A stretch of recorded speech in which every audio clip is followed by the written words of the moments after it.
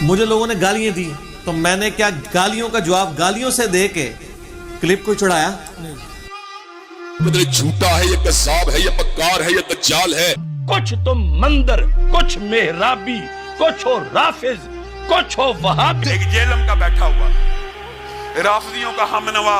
جہنم کا انجینئر مرزا محمد علی نیم رافضی ہے، دشمن ہے صحابہ کا، بھونکتا ہے صحابہ کے. مرزا کا نام بھی تو خطرناک ہے نا، مرزا ہے نا، جب مرزا ہے تو مرزائی سے بھی ہو سکتا ہے. شریعت کی بات تو کس سے پوچھ رہا ہے؟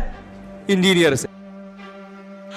مجھے کوئی یہ ثابت کرے کہ میں نے کبھی کسی کی منت ماری ہوئی کہ یار گالیاں تھوڑی ہلکی نکالا کرو. ہم تو کہتے ہیں اور نکالو، ہمارے نام مال میں نیکیاں آ رہی ہیں. تو یہ کلپ جتنے بھی چڑھ رہے ہیں کوئی ذاتی نوعیت کے تو نہیں چڑھ رہے، لیکن جب دین پہ حملہ ہوگا ہم کیسے چپ بیٹھ جائیں؟ وہ تو صحیح مسلم میں حدیث ہے، برائی دیکھو ہاتھ سے روکو.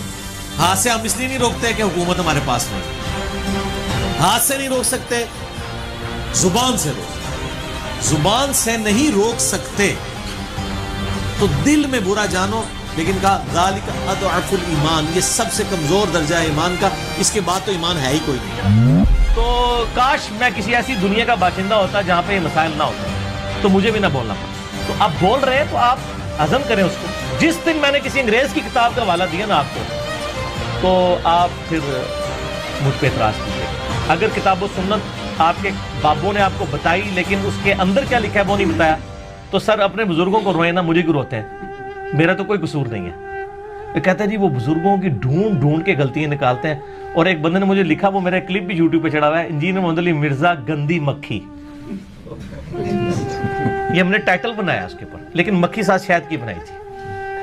اچھا تو وہ کہتا ہے جی دیکھیں جی جیسے گندی مکھی گند پہ بیٹھتی ہے نا، یہ ہر جگہ گند پہ بیٹھتا ہے. تو میں نے اس میں ایک جملہ بولا تھا کہ اگر میں گندی مکھی ہوں اور گند پہ بیٹھتا ہوں تو یہ گند پھیلایا کس نے؟ یہ بھی تھوڑی جرت کر کے بتائیں نا. میں گند کو کہتے ہیں ہمارے بزرگوں کی غلطیاں پکڑتا ہے، گند پہ بیٹھتا ہے. تو آپ یہ کہیں کہ ہمارے بزرگوں نے گند کیا تھا، اس گند پہ بیٹھ کے اس نے صفائی کر کے ہمارے فالوورز کو بتایا کہ آپ کے بزرگ یہ گند کر کے گئے ہیں. تو یہ جرت کریں نا یہ کہنے کی، تو سر پبلک پھر خود ہی مانے گی یار یہ تو بڑا اچھا کہ آپ کی صفائی کی ہے. یہ وہ گندی مکھی ہے جس نے آپ کے بزرگوں کا گند صاف کیا ہے. اور الحمدللہ اب شاید آپ کو کتاب و سنت کی شکل میں بتایا گا الحمدللہ. اور الحمدللہ آج بھی میں سب کی باتیں سنتا ہوں، جس کی حق بات ہے قبول کرتا ہوں، اور جہاں پر اختلاف ہے علمی طریقے سے بغیر کسی کلمہ گو مسلمان کی تکفیر کیے ہوئے اپنا پروٹیسٹ اس کے سامنے ریکارڈ کروا دیتا ہوں. باقی حق کسی کو کھول کے پلانا یہ میری ذمہ داری نہیں ہے، یہ تو انبیاء کی ذمہ داری نہیں ہے، ان کی بھی ذمہ داری ہے وما علینا الا البلاغ. تو بات صرف پہنچا دینا یہ ہے ذمہ داری.